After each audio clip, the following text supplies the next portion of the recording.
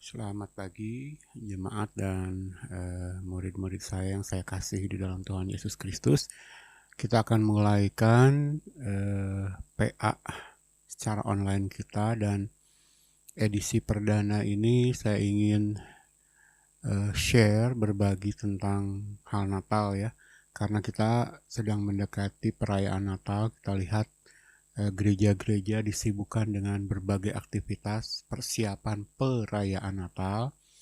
Lalu kita dengar juga ada dua ekstrim pendapat di sana. Di satu sisi ada yang mengatakan bahwa perayaan Natal itu tidak boleh, itu bukan tradisinya orang Kristen.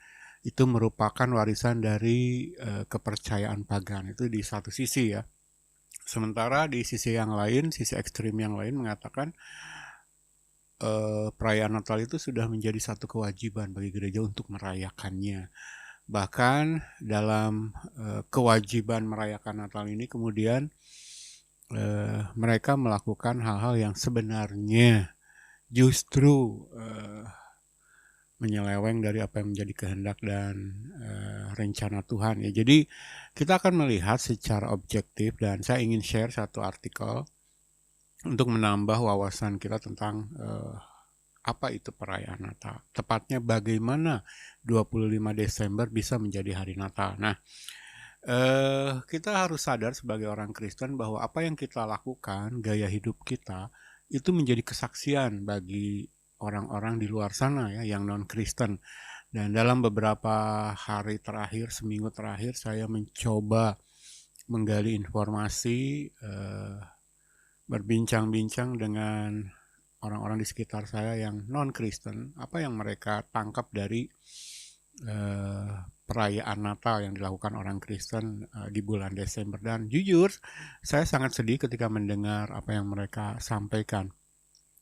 Semua salah ya tentang kekristenan. Jadi apa yang ditangkap dunia dari cara orang Kristen atau gaya hidup orang Kristen ketika merayakan Natal itu menjadi kesaksian bagaimana iman Kristen. Nah, saya ingin mencoba share kali ini satu artikel yang mungkin akan menambah wawasan kita, memperkaya wawasan kita tentang perayaan Natal. Apakah itu tidak boleh atau apakah itu boleh. Tetapi yang terpenting apa yang menjadi kehendak Tuhan diteladani atau dilakukan menjadi gaya hidup orang-orang Kristen, dan itu diperlihatkan ketika kita merayakan Natal ya. Baik, saya akan bacakan artikel ini, dan jemaat dan murid-murid yang saya kasihi boleh menyimak ya. Jadi bagaimana 25 Desember bisa menjadi hari Natal? Pada 25 Desember, umat Kristen di seluruh dunia berkumpul untuk merayakan kelahiran Yesus. Lagu-lagu Natal yang gembira, liturgi khusus, hadiah yang dibungkus dengan warna-warni kertas kado yang cerah, makanan yang beraneka ragam, semua ini menjadi ciri khas pesta Natal saat ini di hampir seluruh belahan bumi. Tapi dari mana festival Natal itu berasal? Bagaimana 25 Desember bisa dikaitkan dengan hari lahir Yesus? Alkitab memberikan sedikit saja petunjuk. Perayaan kelahiran Yesus tidak disebutkan dalam Injil atau kisah para rasul. Tanggal tidak diberikan, angka tahun pun tidak. Referensi Alkitabiah tentang para gembala yang menggembalakan kawanannya di malam hari ketika mereka mendengar berita kelahiran Yesus tercatat dalam Lukas 2 ayat 8, mungkin bisa memberikan informasi musim semi saat domba-domba beranak. Bisa juga di bulan Desember yang dingin karena saat itu domba-domba telah dikawinkan. Namun, sebagian besar sarjana Kristen sepakat untuk memberikan peringatan keras agar kita berhati-hati dalam mencoba mengekstraksi detail informasi akurat tetapi insidental dari sebuah narasi yang fokusnya lebih ke makna teologis daripada catatan rinci sejarah. Jadi saya selalu sampaikan dalam ibadah saya, dalam khotbah-khotbah saya kepada jemaat, bahwa Alkitab tidak dimaksudkan ditulis untuk menjadi buku sejarah. Tentu saja ketika Alkitab mencatat hal-hal yang berkaitan dengan peristiwa sejarah pasti benar, karena ini adalah firman Allah, perkataan Allah. Tetapi sekali lagi, Alkitab tidak dimaksudkan ditulis untuk menjadi buku sejarah. Jadi fokusnya memang tidak ke detail informasi akurat tentang sejarah, tetapi makna teologis yang dipentingkan. Ada pesan rohani yang ingin Allah sampaikan kepada umatnya. Itu yang harus menjadi fokus kita. Apakah salah kita menggali informasi misalkan dari ilmu pengetahuan sekuler untuk mendukung? Boleh-boleh saja, tetapi jangan sampai itu menjadi fokus ya. Jangan sampai itu mengalihkan perhatian kita dari mengejar, mencari dan mendapatkan makna teologis atau pesan rohani dari Allah. Sekali lagi, Alkitab ketika dia menuliskan tentang hal yang berkaitan dengan sejarah pasti akurat karena berasal dari Allah. Tetapi Alkitab tidak dimaksudkan ditulis untuk menjadi buku sejarah ya. Jadi sekali lagi ketika kita menggali hal-hal seperti ini, informasi yang akurat itu hanya menjadi sesuatu yang sekunder, pendukung atau penunjang ketika kita menggali firman. Tetapi yang kita kejar adalah makna teologis atau pesan rohani dari Allah. Nah, di sini di halaman ini kita lihat satu lukisan tentang peristiwa Natal ya. Selimut salju menutupi kota kecil Bethlehem dalam lukisan cat minyak Peter Bruegel dari tahun 1566. Meskipun kelahiran Yesus dirayakan setiap tahun pada tanggal 25 Desember, Lukas dan penulis Injil lainnya tidak memberikan petunjuk tentang waktu spesifik tahun Yesus dilahirkan. Ya, jadi ketika seorang seniman, pelukis mencurahkan, mengekspresikan apa yang menjadi isi hati dan pikirannya dalam satu lukisan tentang peristiwa Natal, dia boleh toh berimajinasi, tetapi sekali lagi ini menjadi hal yang sekunder ya. Ketika informasi yang eksplisit tidak dituliskan dalam Alkitab, tentu saja orang boleh mengambil informasi dari mana saja ya. Nanti kita akan lihat dengan berjalannya waktu informasi mana yang benar. Tetapi sekali lagi, seperti pelukis ini mengekspresikan apa yang menjadi isi hatinya tentang peristiwa Natal, itu menjadi hak masing-masing. Tetapi yang penting, pesan rohani dari Allah ditangkap dengan benar ya. Makna teologisnya bisa kita tafsirkan dari teks Alkitab dengan benar. Itu yang terpenting. Oke, kita lanjut baca lagi ya. Bukti di luar Alkitab dari abad pertama dan kedua sama-sama nihil. Tidak ada penyebutan perayaan kelahiran Yesus dalam tulisan-tulisan para penulis Kristen mula-mula seperti Irenaeus atau Tertullian. Origen dari Alexandria bahkan mengejek perayaan hari kelahiran dalam tradisi Romawi, menganggapnya sebagai praktek kafir. Satu indikasi kuat bahwa kelahiran Yesus tidak dirayakan pada masa itu. Sejauh yang kita bisa ketahui, Natal sama sekali tidak dirayakan sampai pada masa itu. Ini sangat kontras dengan peristiwa seputar hari-hari terakhir Yesus atau Paskah. Masing-masing dari 4 Injil memberikan informasi rinci tentang waktu kematian Yesus. Menurut Yohanes, Yesus disalibkan persis seperti domba Paskah yang dikorbankan. Ini terjadi pada tanggal 14 bulan Ibrani Nisan, tepat sebelum hari libur Yahudi dimulai saat matahari terbenam. Dianggap sebagai awal hari ke-15 karena dalam kalender Ibrani, hari-hari dimulai saat matahari terbenam. Akan tetapi dalam Matius, Markus, dan Lukas, perjamuan terakhir diadakan setelah matahari terbenam pada awal tanggal 15. Yesus disalibkan keesokan paginya, masih tanggal 15. Maka pelaksanaan perayaan Paskah memiliki perkembangan yang lebih awal dan lebih pasti dibanding Natal, seiring perkembangan penafsiran kalangan Kristen terhadap peristiwa Paskah itu sendiri dikaitkan dengan sengsara Yesus. Pelaksanaan perayaan Paskah bahkan mendapat legitimasi dari teks Perjanjian Baru. Kalau kita baca 1 Korintus 5 ayat 7-8, dituliskan di sana seperti ini. Buanglah ragi yang lama itu, supaya kamu menjadi adonan yang baru, sebab kamu memang tidak beragi. Sebab anak domba Paskah kita juga telah disembelih, yaitu Kristus. Karena itu, marilah kita berpesta, bukan dengan ragi yang lama, bukan pula dengan ragi keburukan dan kejahatan, tetapi dengan roti yang tidak beragi, yaitu kemurnian dan kebenaran. Nah, dari teks Alkitab ini, 1 Korintus 5 ayat 7-8 yang saya kasih garis bawah, karena itu marilah kita berpesta. Dalam Alkitab bahasa Inggris NASB ditulis, therefore let us celebrate the feast. Atau kalau kita terjemahkan, karena itu marilah kita merayakan hari besar ini. Jadi ini legitimasi ya. Teks Alkitab ini memberikan pengesahan, konfirmasi bahwa memang perayaan Paskah untuk dirayakan umat Kristen ya. Oke, lanjut dibaca ya. Bahkan, Paskah kemudian menjadi satu pesta perayaan Kristen yang pasti pada pertengahan abad kedua Masehi ketika satu teks apokripa yang dikenal dengan Surat Para Rasul atau Epistle to the Apostles memuat perkataan Yesus yang memerintahkan murid-muridnya untuk memperingati kematiannya lewat perayaan Paskah. Pelayanan, mujizat-mujizat, sengsara, kematian, dan kebangkitan Yesus adalah hal-hal yang menarik dan menjadi perhatian utama para penulis Kristen pada abad pertama dan awal abad kedua Masehi dibandingkan kelahirannya. Tetapi seiring perjalanan waktu, asal-usul Kristus mulai menarik perhatian. Kita bisa mulai melihat pergeseran ini dalam Perjanjian Baru.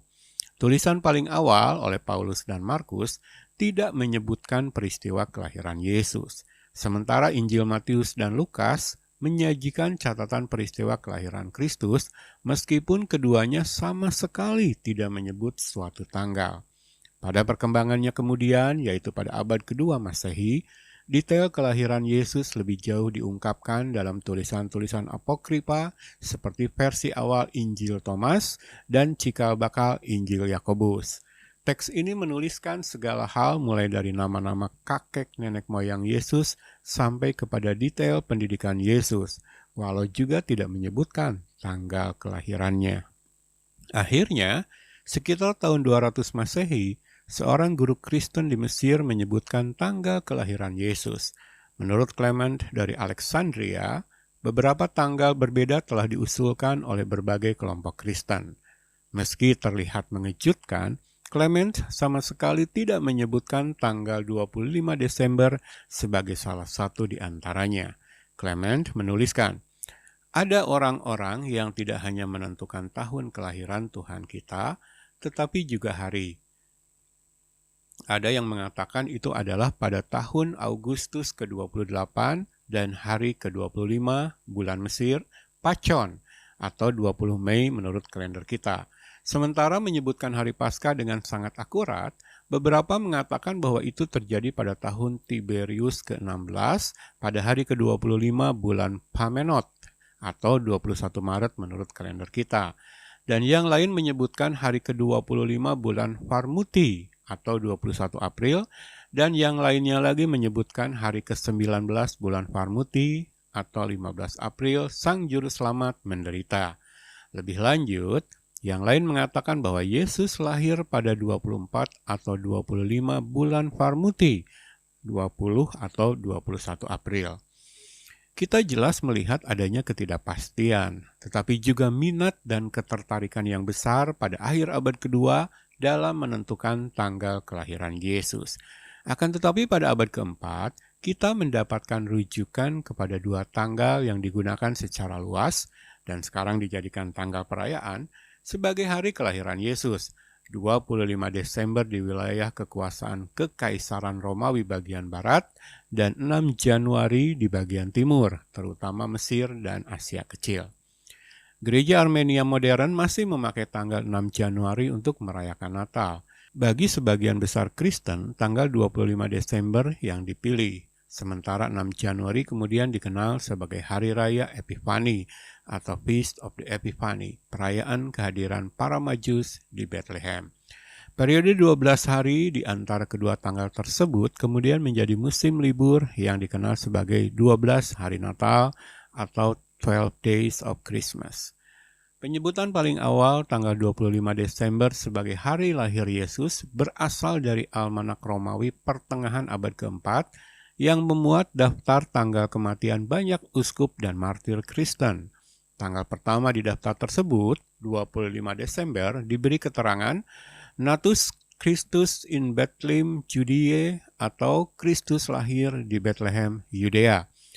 Pada sekitar tahun 400 Masehi, Augustin dari Hippo menyebutkan tentang satu kelompok lokal Kristen pembangkang, Donatis, yang memelihara perayaan Natal pada 25 Desember, tetapi menolak merayakan Epifani pada tanggal 6 Januari karena menganggap itu sebagai dibuat-buat.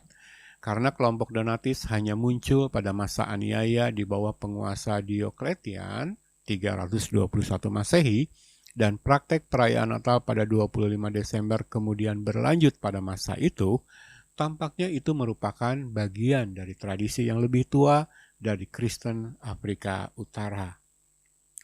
Di timur, tanggal 6 Januari awalnya dikaitkan tidak saja hanya pada peristiwa kedatangan para Majus, melainkan juga pada peristiwa Natal secara keseluruhan. Jadi, hampir 300 tahun setelah Yesus dilahirkan, kita akhirnya menemukan orang-orang yang merayakan kelahirannya pada pertengahan musim dingin. Tetapi bagaimana mereka sampai kepada ketetapan bahwa perayaan Natal adalah 25 Desember dan 6 Januari? Ada dua teori yang kita ketahui saat ini.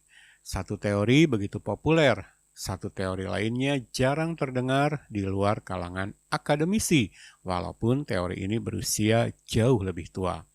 Teori satu yang sangat populer, tanggal perayaan 25 Desember adalah tanggal perayaan Hari Raya Pagan. Ini yang saya tadi katakan sebagai ekstrem kiri ya. Teori yang paling banyak digembar-gemborkan tentang asal mula tanggal perayaan Natal adalah bahwa itu diambil dari perayaan Hari Raya Pagan. Bangsa Romawi merayakan Hari Raya Saturnalia mereka pada pertengahan musim dingin, tepatnya di akhir bulan Desember. Orang-orang barbar di utara dan di barat Eropa menetapkan hari libur pada saat yang sama. Dan sebagai puncaknya, pada 274 Masehi, Kaisar Romawi Aurelian menetapkan hari raya kelahiran Sol Invictus atau The Unconquered Sun, Surya yang tak tertaklukkan, pada tanggal 25 Desember. Maka Natal, menurut argumen mereka, merupakan kelanjutan dari hari raya pagan penyembahan matahari. Menurut teori ini, kalangan Kristen mula-mula dengan sengaja memilih tanggal ini dengan maksud menyebarkan berita Natal dan sekaligus bersamanya kekristenan di wilayah kekuasaan Romawi. Jika Natal tampak seperti hari libur atau hari raya pagan, maka para penganut pagan akan terbuka terhadap berita Natal dan dengan itu terbuka juga terhadap Allah yang dirayakan dalam berita Natal tersebut. Itu tujuannya. Terlepas dari popularitasnya, teori ini mengandung banyak kelemahan. Teori ini tidak ada tertulis dalam tulisan-tulisan Kristen purbakala karena satu hal. Para penulis Kristen masa itu memang memberikan catatan keterkaitan antara solstice, hal terkait matahari, dan kelahiran Yesus. Bapak Gereja Ambrose sekitar tahun 339 sampai 397 Masehi contohnya, menggambarkan Kristus sebagai matahari sesungguhnya yang sinarnya mengalahkan dewa-dewa dari kepercayaan dunia. Akan tetapi para penulis awal Kristen sama sekali tidak pernah menyinggung hal terkait mekanisme penetapan tanggal pada kalender. Jelas bahwa mereka tidak menganggap penetapan tanggal tersebut disengaja oleh gereja. Mereka lebih melihatnya sebagai satu kebetulan, sebagai tanda berlakunya kuasa Allah, sebagai tanda atau bukti natural bahwa Allah telah memilih dan menetapkan Yesus di atas para dewa pagan. Baru pada abad ke-12 kita mendapatkan catatan tentang pemikiran bahwa perayaan kelahiran Yesus dengan sengaja ditetapkan pada tanggal perayaan Hari Raya Pagan. Sebuah catatan pinggir pada manuskrip tafsir Alkitab oleh seorang Syria bernama Dionysius Barsalibi menyatakan bahwa pada zaman dahulu perayaan Natal sebenarnya digeser dari 6 Januari menjadi 25 Desember sehingga jatuh pada tanggal yang sama dengan perayaan Hari Raya Pagan Sol Invictus. Pada abad ke-18 dan ke-19, para sarjana Alkitab begitu antusias akan studi baru tentang perbandingan agama yang terpengaruh oleh pemikiran ini. Mereka mengklaim bahwa karena kalangan Kristen mula-mula tidak tahu kapan Yesus lahir, maka mereka mengasimilasi hari raya penyembahan matahari pagan demi maksud dan tujuan mereka sendiri, menyatakan itu sebagai hari kelahiran Mesias dan selanjutnya merayakannya. Studi lebih baru menunjukkan memang banyak ornamen dalam perayaan Natal modern merefleksikan tradisi pagan yang diambil lama kemudian seiring kekristenan menyebar ke wilayah Eropa bagian utara dan barat. Pohon Natal sebagai contoh telah dikaitkan dengan praktik kepercayaan kaum Druid. Fakta-fakta ini yang semakin meyakinkan khalayak modern untuk berasumsi bahwa tanggal 25 Desember adalah berasal dari praktik pagan. Bagaimanapun, ada kelemahan dalam teori yang populer ini, sebagaimana diakui oleh para sarjana Kristen. Yang paling signifikan adalah bahwa catatan pertama tentang penetapan satu tanggal untuk Natal sekitar tahun 200 Masehi dan praktik-praktik perayaan paling awal yang kita ketahui sekitar tahun 250 sampai 300 Masehi terjadi di dalam periode di mana kekristenan tidak dalam pengaruh berat tradisi pagan. Memang harus diakui bahwa kepercayaan dan praktik kekristenan tidak terbentuk dalam isolasi. Banyak elemen awal dari ibadah Kristen, termasuk perjamuan kudus, perjamuan untuk menghormati para martir, bentuk-bentuk awal seni terkait penguburan Kristen, dapat dikenali juga dalam kepercayaan pagan. Akan tetapi, di abad pertama Masehi, kalangan Kristen yang minoritas ada dalam aniaya justru karena menjaga jarak dari mayoritas masyarakat yang menganut kepercayaan pagan seperti dalam praktik-praktik persembahan korban, permainan-permainan, dan hari raya. Kenyataan ini masih terus berlangsung hingga masa aniaya berat terhadap orang-orang Kristen yang dilakukan Kaisar Romawi Diokletian pada tahun 303 sampai 312 Masehi. Ini kemudian berubah ketika Konstantin menjadi Kristen. Sejak pertengahan abad keempat, kita memang menemukan kekristenan dengan sengaja mengadaptasi dan mengkristenisasi perayaan-perayaan pagan.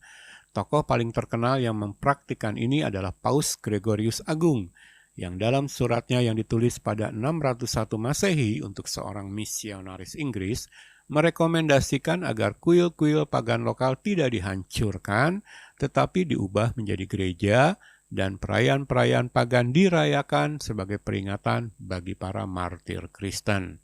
Pada saat inilah kemudian Natal pun mendapatkan pengaruh dari tradisi-tradisi pagan.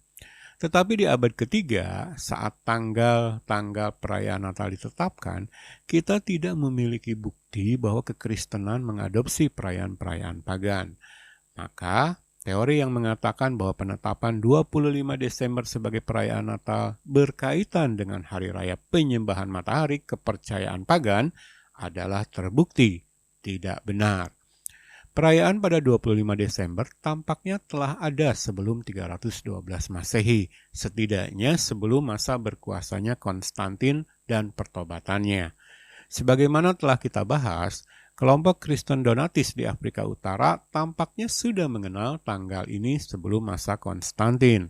Terlebih lagi, pada pertengahan sampai akhir abad keempat, kepedulian para pemimpin gereja di Kekaisaran Timur bukan pada perayaan kelahiran Yesus, tetapi lebih kepada memasukkan tanggal 25 Desember kepada tradisi perayaan mereka di tanggal 6 Januari. Sekarang teori yang kedua. Penanggalan 25 Desember dihitung dari penanggalan kematian Kristus. Ada teori lain yang menjelaskan asal-usul penetapan tanggal 25 Desember sebagai hari Natal. Walaupun tampak aneh, kunci penetapan tanggal kelahiran Yesus terletak pada penetapan tanggal kematiannya pada hari raya Paskah. Pandangan ini pertama kali diungkapkan kepada khalayak modern oleh sarjana Alkitab Prancis Louis Duchesne di awal abad ke-20 dan kemudian dikembangkan oleh sarjana Alkitab Amerika Thomas Talley pada tahun-tahun belakangan ini. Tetapi keduanya jelas bukan yang pertama menyatakan kaitan antara tradisi tanggal kematian Yesus dan kelahirannya. Sekitar tahun 200 Masehi, Tertullian dari Kartago melaporkan satu penghitungan bahwa tanggal 14 Nisan, hari penyaliban menurut Injil Yohanes, pada tahun Yesus mati, adalah ekuivalen dengan 25 Maret pada kalender Romawi yang berdasarkan perhitungan matahari. 25 Maret tentu saja adalah 9 bulan sebelum 25 Desember. Tanggal 25 Maret ini kemudian dikenal sebagai Hari Raya Kabar Sukacita atau The Feast of Annunciation, perayaan pembuahan janin Yesus dalam kandungan atau konsepsi. Jadi, Yesus dipercaya dibuahi dalam kandungan dan mati pada hari yang sama. Tepat 9 bulan kemudian, Yesus lahir pada 25 Desember. Pemikiran ini muncul dalam satu risalah Kristen anonim berjudul On Solstices and Equinoxes yang tampaknya berasal dari Afrika Utara di abad keempat. Risalah ini menuliskan, oleh karena itu, Tuhan kita dikandung pada kalender ke-8 bulan April, menurut penanggalan Romawi Purba, di bulan Maret atau sama dengan 25 Maret, yang adalah hari kematian Tuhan dan sekaligus hari konsepsinya. Karena pada hari itu ia dikandung, pada hari yang sama ia menderita sengsara. Berdasarkan ini, risalah menetapkan tanggal kelahiran Yesus pada saat titik balik matahari di musim dingin. Augustine juga familiar dengan pengaitan hari kematian Yesus dan hari konsepsinya. Dalam bukunya On the Trinity, sekitar tahun 399 sampai 419, ia menulis, sebab ia, Yesus, dipercaya dikonsepsi pada 25 Maret, di hari di mana ia juga menderita. Jadi, rahim sang perawan, yang di dalamnya ia dikandung, di mana di situ dikandung bukan seorang yang fana, berkaitan dengan kuburan baru di mana ia dikuburkan, di mana tak seorang pun pernah dikuburkan, baik sebelum atau sesudahnya. Tetapi ia dilahirkan menurut tradisi pada tanggal 25 Desember. Juga di wilayah Romawi bagian timur, tanggal konsepsi dan kematian Yesus dikaitkan. Tetapi penelusuran mereka bukan dimulai dari tanggal 14 Nisan menurut kalender Ibrani, melainkan dari tanggal 14 bulan pertama musim semi atau Artemisios menurut kalender Yunani lokal mereka. Ini adalah 6 April menurut kalender kita. Dan 6 April adalah tentu saja tepat 9 bulan sebelum 6 Januari, tanggal perayaan Natal di timur. Dan di timur pun kita memiliki bukti bahwa April dikaitkan dengan konsepsi dan penyaliban Yesus. Uskup Epifanius dari Salamis menuliskan bahwa di 6 April, anak domba dikurung di dalam rahim perawan suci yang tak bernoda, ia yang dalam pengorbanan abadi mengambil dan menghapuskan dosa-dosa dunia. Bahkan saat ini gereja Armenia merayakan Hari Raya Kabar Baik atau Feast of the Annunciation di awal April pada tanggal 7 bukan 6 dan merayakan Natal pada 6 Januari. Jadi kita mendapati golongan Kristen di dua belahan dunia menghitung tanggal kelahiran Yesus berdasarkan anggapan bahwa kematian dan konsepsinya terjadi pada tanggal yang sama, 25 Maret atau 6 April. Dan memberikan dua hasil penetapan Natal yang berbeda tetapi berdekatan, 25 Desember dan 6 Januari. Menghubung-hubungkan konsepsi dan kematian Yesus seperti ini pastinya terlihat ganjil bagi khalayak modern, tetapi itu menggambarkan pemahaman orang-orang di zaman purba dan abad pertengahan tentang ketak terpisahan antara kelahiran dan kematian Sang Mesias dalam karya keselamatan. Salah satu ekspresi paling menyentuh dari pemahaman dan kepercayaan ini bisa ditemukan dalam karya seni Kristen. Dalam berbagai lukisan tentang pengabaran malaikat kepada Maria pada saat konsepsi Yesus, bayi Yesus digambarkan turun dari sorga di atas atau membawa salib kecil. Satu pengingat visual kepada kita bahwa konsepsi Yesus yang berbuah kelahirannya pada Natal membawa janji kelepasan dan keselamatan melalui kematiannya. Gagasan bahwa penciptaan dan penebusan seharusnya terjadi pada tanggal tahun yang sama juga tercermin dalam tradisi Yahudi kuno tercatat dalam Talmud. Talmud Babilonia merekam perdebatan antara dua rabi di awal abad ke-2 Masehi yang berbagi pandangan yang sama tetapi berbeda pendapat tentang penetapan tanggal. Rabi Eliezer mengatakan, pada bulan Nisan dunia diciptakan, pada bulan Nisan bapak leluhur dilahirkan, pada Paskah Ishak dilahirkan, dan pada Nisan mereka, bapa leluhur kita, akan ditebus pada waktu yang akan datang. Rabi yang lainnya, Joshua, memiliki pandangan yang sama, tetapi menetapkan bulan yang berbeda, yaitu bulan berikutnya, Tishri. Jadi, penetapan tanggal Natal dan Epifani bisa jadi merupakan hasil dari perenungan teologis Kristen terhadap kronologi seperti ini. Yesus dikonsepsi pada tanggal yang sama ia mati dan lahir 9 bulan kemudian. Pada akhirnya, kita sampai kepada pertanyaan di awal. Bagaimana 25 Desember bisa menjadi hari Natal? Dan kita tidak bisa sepenuhnya memastikan. Banyak elemen dari perayaan Natal yang berkembang dari abad keempat hingga masa modern mungkin benar berasal dari tradisi pagan. Tetapi penetapan tanggal mungkin benar-benar bermula lebih dari Yudaisme, dari kematian Yesus pada Paskah, dan dari gagasan para rabi bahwa hal-hal besar dan dahsyat akan tiba lagi dan lagi pada tahun yang sama daripada tradisi pagan. Jadi tidak ada alasan untuk anti terhadap perayaan Natal.